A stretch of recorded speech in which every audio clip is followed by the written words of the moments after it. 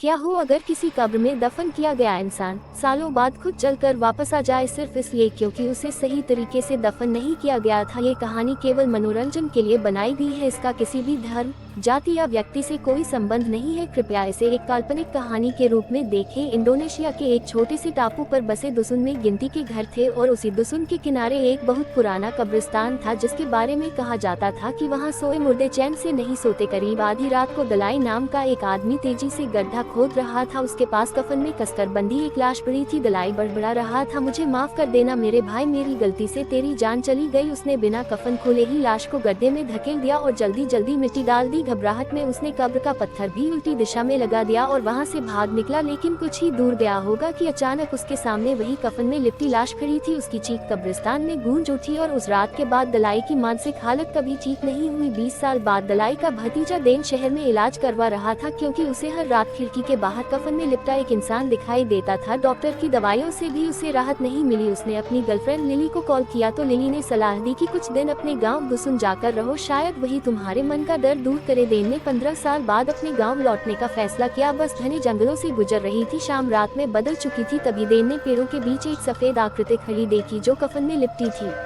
उसने आंखें बंद कर ली, लेकिन थोड़ी दूर आगे वही आकृति सड़क के और करीब दिखी। इस बार उसकी आंखें चमक रही थी। रात 9 बजे देन दुसुन पहुंचा। रास्ते में कब्रिस्तान पड़ा, वहां उसने कई कफन में लिपटी आकृतियां खड़ी देखी जो एक साथ उसी की तरफ देख रही थी। वह बिना पीछे देखे भागा। घर पहुंचा तो आंटी ने दरवाजा खोला। अंदर अंकल दलाई चुपचाप बैठे उसे घूर रहे थे। आंटी ने बताया, तुम्हारे पिता की मौत के बाद इनकी दिमागी हालत खराब हो गई, इन्हें भी एक कफन में लिपटा मुर्दा दिखाई देता है। तभी दलाई जोर से हंसने लगे और बोले, वह मुझे सजा देना चाहता है पर मैं उसे फिर से दफना दूंगा। आधी रात को खिड़की पर वही परछाई उभरी। देन डरकर भागा। तभी दलाई बंदूक लेकर बाहर आए और उस आकृति पर फायर करते हुए जंगल की ओर दौड़े। अगले ही पल वह आकृति दलाई को जंगल में घसीट ले गई और जंगल से एक भयानक चीख गूंजी। आंटी ने सच्चाई बताई कि 20 साल पहले जंगल में लकड़ी काटते समय दलाई की गलती से देन के पिता की मौत हो गई थी और डर के मारे दलाई ने बिना रीति रिवाज के कफन खोले बिना ही उन्हें दफना दिया था। यहाँ ऐसे मुर्दे को पोकन कहा जाता है जो गलत तरीके से दफन होने पर भटकता रहता है। वह बदला नहीं चाहता था, वह चाहता था कि देन को सच्चाई पता चले। ये सुनकर देन सन रह गया। उसी रात उसे नींद नहीं आई और उसे बार बार घर के बाहर किसी के चलने की आहट सुनाई देती रही। सुबह होते ही देन कब्रिस्तान की तरफ गया। उसने वही कब्र ढूंढ ली जिसका पत्थर उल्टी दिशा में लगा था। उसके पास खड़े होते ही उसे ऐसा लगा जैसे जमीन के अंदर से हल्की कराहने की आवाज आ रही हो। उसका दिल जोर जोर से धड़कने लगा। तभी उसे पीछे से किसी के कदमों की आहट सुनाई दी। वह मुड़ा तो कोई नहीं था, लेकिन मिट्टी पर गीले पैरों के निशान बने थे जो कब्र तक आते थे और वही खत्म हो जाते थे। देन डर गया और भागकर वापस घर आया। उसने आंटी को सब बताया। आंटी की आंखों में डर साफ दिख रहा था। उन्होंने कहा, बेटा अब सच्चाई सामने आ चुकी है, शायद उसकी रूह अब आजाद होना चाहती है। उसी दिन देन पास की मस्जिद से मौलवी साहब को बुला लाया।